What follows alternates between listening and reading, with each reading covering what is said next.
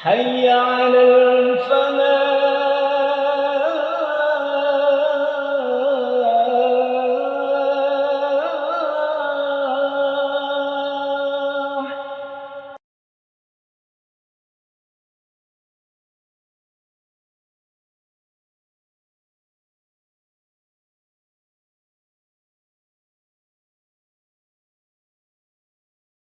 Assalamualaikum warahmatullahi wabarakatuh. Alhamdulillahilladzi bi ni'matihi tatimmus shalihat wa bi fadlihi tatanazzalul khairatu wal barakat wa bi taufiqihi tatahaqqaqul maqasid wal ghayat. Nahmadullaha ta'ala wa nashkuruh wa natubu ilaihi wa nastaghfiruh wa na'udzu bihi min syururi anfusina wa min sayyiati a'malina. Man yahdihillahu fala mudhillalah wa man yudlilhu fala hadiyalah. Asyhadu an la ilaha illallah wahdahu la syarikalah wa asyhadu anna Muhammadan abduhu wa rasuluhu la nabiyya ba'dah. Allahumma salli wa sallim wa barik ala nabiyyika wa habibika Muhammadin wa ala alihi wa ashabihi tayyibin at-tahirin wa man salaka sabilahum wa tarassama khutahum wa nahaja manahijahum bi ihsanin ila yaumiddin. Amma ba'du fa ya ibadallah usikum wa iyaya bitaqwallah fa innallaha ma'al ladzina ittaqaw wal ladzina hum muhsinun wa'lamu anna Allah ta'ala qala fi kitabihil karim wa huwa asdaqul qailin. A'udzu billahi minasyaitonir rajim. Ya ayyuhalladzina amanu taqullaha haqqa tuqatih wa la tamutunna illa wa antum muslimun. Wa qala aidan ya ayyuhalladzina amanu taqullaha wa qulu qawlan sadida yuslih lakum a'malakum wa yaghfir lakum dhunubakum wa may yuti'illaha wa rasulahu faqad faza fawzan 'azima. Ma'asyiral muslimin, jamaah salat Jumat Masjid Al-Falah rahimakumullah. Kita bersyukur kehadirat Allah Subhanahu wa taala. Kita bersyukur atas segala macam nikmat dan karunia yang telah Allah anugerahkan kepada kita. Yang saking banyaknya nikmat-nikmat dan karunia-karunia itu kita tidak pernah berhasil untuk bisa menghitungnya. Khususnya sebuah nikmat yang Allah tidak memberikan nikmat itu kepada semua orang, namun hanya diberikan kepada hamba-hambanya yang terpilih saja. Dan nikmat itu adalah nikmat hidayah, nikmat petunjuk dari Allah Subhanahu wa taala yang karenanya kaki kita terasa ringan untuk melangkah di dalam menyambut semua seruan Allah Subhanahu wa taala, termasuk seruan untuk menunaikan sholat Jumat di siang hari ini. Hidayah atau petunjuk Allah ini pula yang selalu memberikan parameter dan tolak ukur yang jelas dalam kehidupan kita, agar kita bisa membedakan mana yang hak, mana yang benar, yang seharusnya kita ikuti, dan mana yang salah, mana yang batil, yang seharusnya kita tinggalkan dan kita jauhi. Hidayah atau petunjuk Allah ini pula yang selalu memberikan motivasi dan semangat yang tidak pernah henti kepada kita untuk selalu berusaha sekuat tenaga di dalam melaksanakan perintah-perintah Allah Subhanahu wa taala dan menjauhi larangan-larangannya. Karena itu dari mimbar Jumat yang penuh dengan keberkahan ini saya ingin mengajak diri saya sendiri dan para jamaah sekalian, marilah kita terus menjaga nikmat terbesar ini, terus menjaga hidayah atau petunjuk Allah Subhanahu wa taala ini di dalam diri kita dengan cara selalu berusaha untuk meningkatkan kualitas maupun kuantitas keimanan dan ketakwaan kita kepadanya. Dan jangan pernah berhenti untuk selalu berdoa. Mudah-mudahan Allah Subhanahu wa taala tetap menganugerahkan hidayah ini kepada kita sampai kita meninggalkan dunia ini sehingga kita bisa mengakhiri hidup ini dengan husnul khatimah. Ma'asyiral muslimin, jamaah salat Jumat rahimakumullah. Tema khutbah kali ini sebetulnya adalah tema yang cukup luas. Tapi saya ingin mengangkatnya dengan pendekatan satu ayat di surat Al-Jathiyah ayat yang ke-23. Di mana di ayat itu Allah Subhanahu wa taala berfirman, a'udzubillahi minasyaitonir rajim.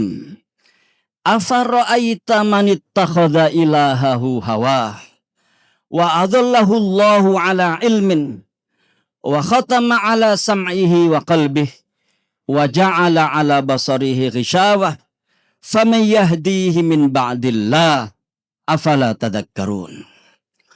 Muhammad, dan kita lihat ayat ini ma'asyiral muslimin adalah ayat dengan pendekatan dhamir mukhatab mufrad secara khusus disampaikan kepada Rasulullah sallallahu alaihi wasallam. Maka di situ Allah berfirman, "Afara'aita man ittakhadha ilahahu hawa." Muhammad, apakah kamu tahu orang yang menjadikan hawa nafsunya itu sebagai Tuhan?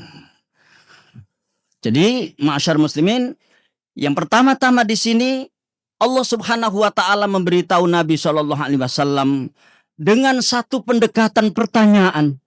Afara'aita man ittakhadha ilahahu hawa. Yang sebetulnya pertanyaan ini Allah Subhanahu wa taala Maha mengetahui jawabannya. Tapi ini adalah salah satu cara Allah Subhanahu wa taala untuk memberitahu Rasulullah sallallahu alaihi wasallam tentang pentingnya sebuah persoalan, yaitu persoalan tentang bagaimana orang itu ketika dibelenggu oleh hawa nafsunya. Dan karena itu Allah berfirman, "Afara'aita man ittakhadha ilahahu hawa." Muhammad, tahukah kamu orang yang menjadikan hawa nafsunya itu sebagai Tuhan? Wa adallahu Allahu ala ilmin. Dan Allah Subhanahu wa taala menyesatkannya berdasarkan ilmunya. Maksudnya menyesatkan orang itu berdasarkan ilmu Allah Subhanahu wa taala. Yang dimaksud di sini adalah Allah Subhanahu wa taala menyesatkan orang itu setelah datangnya petunjuk yang tegas di hadapannya. Wa khatama ala sam'ihi wa qalbihi. Dan Allah Subhanahu wa taala telah menutup, telah mengunci mati pendengaran dan hatinya. Wa ja'ala ala basyarihi ghishawah. Dan Allah Subhanahu wa taala menjadikan penutup rapat-rapat terhadap penglihatannya. Faman yahdihi min ba'dillah. Dan kalau sudah begitu, adakah yang bisa memberikan petunjuk setelah Allah Subhanahu wa taala menyesatkannya? Jadi ma'asyiral muslimin, ada dua bahaya besar manakala orang ini terbelenggu oleh hawa nafsunya. Yang pertama-tama, wa adallahu Allahu ala ilmin. Allah Subhanahu wa taala akan menyesatkannya di saat dia mengetahui bahwa itu sesat. Di saat dia mengetahui tentang petunjuk yang jelas, tapi dia tersesat di jalan yang benar. Dia tahu bahwa itu benar. Dia tahu bahwa itu yang benar, tapi dia tidak mengikuti kebenaran itu. Artinya, orang ini tersesat dengan kesadarannya. Dalam arti, dia tahu persis bahwa dia itu tersesat. Tapi karena yang menjadi titik tolak perbuatannya itu adalah hawa nafsunya, maka hawa nafsu itu yang menjadikan orang kemudian merasa nyaman dengan ketersesatannya. Hawa nafsu itu yang menjadikan orang terasa nyaman oleh sifat ketersesatannya tadi itu. Dan ma'asyiral muslimin, ini akan banyak kita jumpai dalam kehidupan kita. Dan ini juga akan merata dialami manusia dengan status sosial apapun. Wabil khusus ketika mereka-mereka ini memiliki keistimewaan dibanding yang lainnya. Maka ini bisa melanda pemimpin. Ketika dia digerakkan oleh hawa nafsunya, maka kita bisa melihat bagaimanakah Fir'aun ketika diingatkan oleh Nabi Musa, tapi dengan pongah dia mengatakan, Ana rabbukumul a'la. Aku adalah Tuhanmu yang paling tinggi, kata Fir'aun. Dengan begitu ma'asyarul muslimin, maka orang ini ingin menunjukkan posisinya sebagai Tuhan, dan karena itu dia tidak perlu lagi nasihat orang, dia tidak perlu lagi peringatan orang. Dan kalau kita lihat ma'asyarul muslimin, betapa banyak penguasa-penguasa seperti ini yang akhirnya kemudian yang lahir dalam dirinya adalah kesewenang-wenangan. Apa kesewenang-wenangan itu ma'asyarul muslimin? Kesewenang-wenangan adalah sebuah tindakan liar dari seorang pemimpin yang sudah tidak lagi bisa diingatkan oleh orang-orang yang ada di sekitarnya. Dia juga bisa melanda seorang ekonom. Orang yang memiliki kebijakan ekonomi, dan memiliki positioning kekuasaan yang kuat. Lihat bagaimana Korun. Ketika dia diingatkan oleh kaumnya, diingatkan oleh orang-orang yang ada di sekitarnya, maka dengan pongah dia mengatakan, innama utituhu ala ilmin indi. Aku bisa kaya raya seperti ini karena memang prestasi dan keberhasilanku di dalam mengolah bisnisku. Bukan dia mengembalikan nikmat itu kepada Allah Subhanahu wa ta'ala, bahwa ketika Allah berkehendak untuk tidak memberikannya nikmat, dia juga tidak akan mendapatkan nikmat. Tapi dengan pongah dia mengatakan bahwa itu semuanya karena prestasi dirinya. Dan kita tahu ma'asyar muslimin, bagaimanakah kesudahan akhir dari Fir'aun dan Qarun, karena memang mereka berdua ini ada di satu masa. Atau ini juga bisa melanda seorang ulama. Pada masa Fir'aun itu ada seorang ulama terkenal yang bernama Bal'am bil Ma'thura. Bal'am ini adalah seorang ulama yang paling paham kitab Taurat.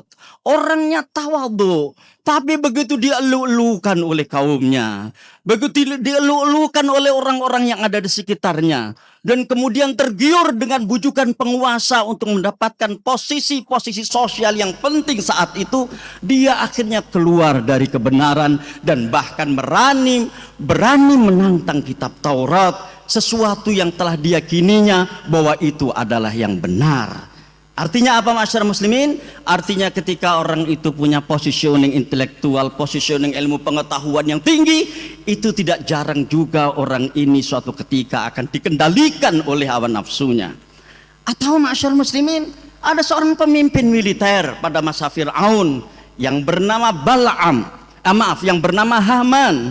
Dia adalah seorang panglima yang sangat kuat, tapi positioning kekuatannya itu justru digunakan untuk mengingkari kebenaran dan bersatu dengan Fir'aun untuk melawan Nabi Musa alaihissalam, sang pembawa risalah kebenaran saat itu. Dan begitulah seterusnya. Apakah rakyat akan mengalami begitu juga? Rakyat juga akan mengalami hal seperti itu. Lihatlah Bani Israel, ma'asyiral muslimin, bagaimana mereka bandel terhadap apa yang ditujukan dan dinasihatkan oleh Nabi Musa alaihissalam. Mengapa kemudian golongan rakyat dari Bani Israel ini yang sebetulnya tidak memiliki kekuatan apa-apa, tapi ma'asyiral muslimin, tahukah kita kadang-kadang rakyat itu juga punya posisi tawar. Dan posisi tawar ini kemudian kalau tidak dikendalikan oleh kebenaran, kalau tidak dikendalikan oleh wahyu, kalau tidak dikendalikan oleh ilmu Allah Subhanahu wa ta'ala, jadinya seperti Bani Israel tersebut. Dia selalu membantah apa yang menjadi ketetapan Nabi Musa alaihissalam, bahkan kemudian cenderung untuk keluar dari kebenaran yang disampaikan oleh Nabi Musa kepada mereka. Artinya ma'asyiral muslimin, demikianlah positioning orang-orang yang terbelenggu oleh hawa nafsunya. Wallahu a'lam bishawab. Menurut saya inilah sebetulnya arti sebuah penjajahan yang dialami oleh umat manusia. Ketika dia dibelenggu oleh hawa nafsunya, maka semua kejelekan, semua ketersesatan itu akan muncul. Mengapa? Karena orang yang dibelenggu oleh hawa nafsunya, dia akan selalu melakukan hal-hal yang menjadi kehendak hawa nafsunya. Sementara kita semua tahu bahwa hal-hal yang menjadi kehendak hawa nafsunya, ma'asyiral muslimin, itu secara diametral selalu bertentangan dengan kebenaran dari Allah Subhanahu wa ta'ala. Maka Allah Subhanahu wa ta'ala berfirman di ayat yang ke-50 dari surat Al-Qasas. Lagi-lagi surat ini ditujukan kepada, ayat ini ditujukan kepada Nabi Muhammad sallallahu alaihi wasallam, di mana di situ Allah berfirman, a'udzubillahi minasyaitonir rajim, fa illam yastajibu laka fa'lam annama yattabi'una ahwa'ahum wa man adallu mimman ittaba'a hawahu bighairi hudan minallah. Muhammad, kalau mereka tidak mengikuti petunjukmu, tidak merespon seruanmu, ketahuilah mereka-mereka ini adalah orang-orang yang mengikuti hawa nafsunya, orang-orang yang dibelenggu oleh hawa nafsunya. Maka adakah orang yang lebih sesat dibanding orang yang memperturutkan hawa nafsunya? Wallahu a'lam bishawab. Ma'asyiral muslimin, apakah karena ini kemudian di dalam salah satu doanya Rasulullah SAW mengajarkan kepada kita, nanti kita bisa melihat di rumah gitu ya, tentang ada hadis panjang yang isinya itu adalah doa. di mana dari penggalan doa itu ada doa berbunyi seperti ini. Allahumma ati nafsi taqwaha.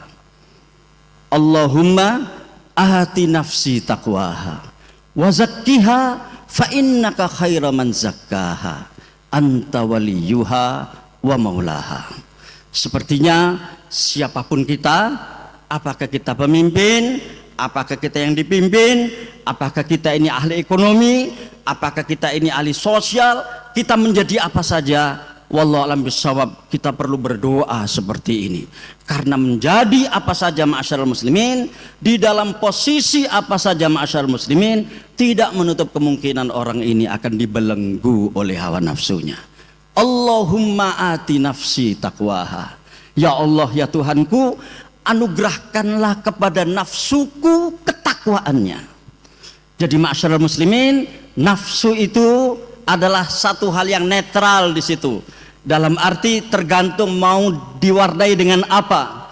Allah berfirman, fa'alhamaha fujuraha wa taqwaha. Allah subhanahu wa ta'ala mengilhamkan kepada nafsu itu potensi fujurnya dan potensi takwanya. Dan karena itu kita bermohon kepada Allah subhanahu wa ta'ala, ati nafsi taqwaha. Ya Allah, ya Tuhanku, anugerahkanlah kepada nafsuku ini potensi takwanya. Jadi kita ingin yang mewarnai nafsu kita ini adalah ketakwaan, sehingga dia tidak menjelma menjadi hawa nafsu yang selalu memerintahkan kepada keburukan. Wa ma ubarri'u nafsi innan nafsa la'ammaratun bisu illa ma rahima rabbi, di surat Yusuf tersebut. Jadi kita memohon kepada Allah subhanahu wa ta'ala agar Allah menganugerahkan kepada kita, kepada nafsu kita ini ketakwaannya. Wa zakkiha, dan sucikanlah dia ya Allah. Fa innaka khairu man zakkaha, sesungguhnya engkau adalah zat yang maha mensucikan jiwa. Anta waliyuha wa maulaha, engkau adalah pelindungnya dan engkau adalah penguasanya. Allahumma ati nafsi taqwaha wa zakkiha fa innaka khairu man zakkaha anta waliyuha wa maulaha. Doa ini disampaikan Rasulullah dalam sebuah hadis yang diriwayatkan oleh Imam Bukhari dan Muslim. Dan ma'asyarul muslimin, kita semua tahu bahwa setiap orang akan memiliki potensi terbelenggu oleh hawa nafsunya. Dan menurut saya inilah penjajahan yang sebenarnya yang kita semua tahu. Jadi apapun orang itu, wabil khusus mereka-mereka yang punya positioning penting di dalam kehidupan berbangsa dan bernegara ini, begitu kena belenggu hawa nafsunya, maka muncullah kesewenang-wenangan, muncullah kesombongan, muncullah sifat-sifat tidak terpuji yang diakibatkan oleh belenggu hawa nafsunya tersebut. Dan kita berlindung kepada Allah subhanahu wa ta'ala, mudah-mudahan Allah menyelamatkan kita dari belenggu hawa nafsu tersebut. Barakallahu li wa lakum fil Qur'anil azim, wa nafa'ani wa iyyakum bima fihi minal ayati wa dzikril hakim, wa taqabbala minni wa minkum tilawatahu innahu huwas samiul alim, wa qur rabbighfir warham wa anta khairur rahimin.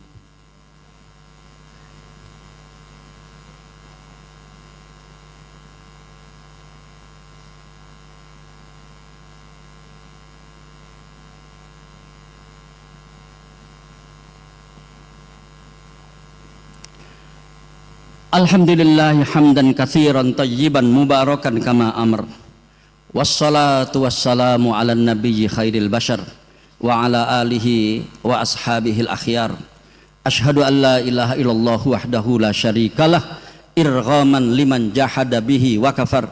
Wa ashhadu anna Muhammadan abduhu wa rasuluhu sayyidul khalaiqi wal bashar. Allahumma salli wa sallim wa barik ala nabiyyika wa habibika Muhammadin wa ala alihi wa sahabatihi wa man sara ala nahjihi wa da'a bida'watihi ila yaumiddin. Faya ibadallah usikum wa iyaya bitaqwallah faqad fazal muttaqun wa alamu anna Allah ta'ala qad amarana bi amrin bada'a fihi bi nafsihi wa thanna bi malaikatihil musabbihati bi qudsih wa thallatha bi alami jinnihi wa insih faqala qawlan karima tashrifan liqadri nabiyyina wa ta'liman lana wa tafhima innallaha wa malaikatahu yusalluna 'alan nabi ya ayyuhalladzina amanu sallu 'alaihi wa sallimu taslima Allahumma salli 'ala Muhammad wa 'ala ali Muhammad kama sallaita 'ala Ibrahim wa 'ala ali Ibrahim innaka Hamidum Majid Allahumma barik 'ala Muhammad wa 'ala ali Muhammad kama barakta 'ala Ibrahim wa 'ala ali Ibrahim innaka Hamidum Majid Allahumma ighfir lil mu'minina wal mu'minat wal muslimina wal muslimat al ahya'i minhum wal amwat innaka sami'un qaribun mujibut da'wat faya qadiyal hajat Allahumma inna nas'aluka tsabata fil amr wal azimata 'alar rusyd wa nas'aluka mujibati rahmatik wa azaima maghfiratik wa nas'aluka syukra ni'matika wa husna ibadatik wa nas'aluka qalban salima wa lisanan sadiqa wa nas'aluka min khairi ma ta'lam wa na'udzubika min syarri ma ta'lam wa nastaghfiruka lima ta'lam innaka anta 'allamul ghuyub Allahumma la tada' lana fi maqamina hadza dhanban illa ghafarta wala hamman illa farajta wala dainan illa qadaita wala musafiran illa kafaita wala maridan illa syafaita wala mujahidan fi sabilika illa nasarta wala hajatan min hawaijid dunya wal akhirati illa qadaitaha ya arhamar rahimin Allahumma ati anfusana taqwaha wa zakkiha fa innaka khairu man zakkaha anta waliyuha wa maulaha Rabbana atina min ladunka rahmah wa hayyi' lana min amrina rasyada Rabbana atina fid dunya hasanah wa fil akhirati hasanah wa qina adzabannar faya azizu ya ghaffar ya karim wa ya sattar harrim hadhil wujuha jami'an anin nar ibadallah ittaqullah innallaha ya'muru bil adli wal ihsan wa ita'i dzil qurba wa yanha 'anil fahsya'i wal munkari wal baghi ya'idzukum la'allakum tadhakkarun fadhkurullaha yadhkurkum washkuru 'ala ni'amihi yazidkum wastaghfiruh innahu huwal ghafurur rahim wa la dzikrullahi akbar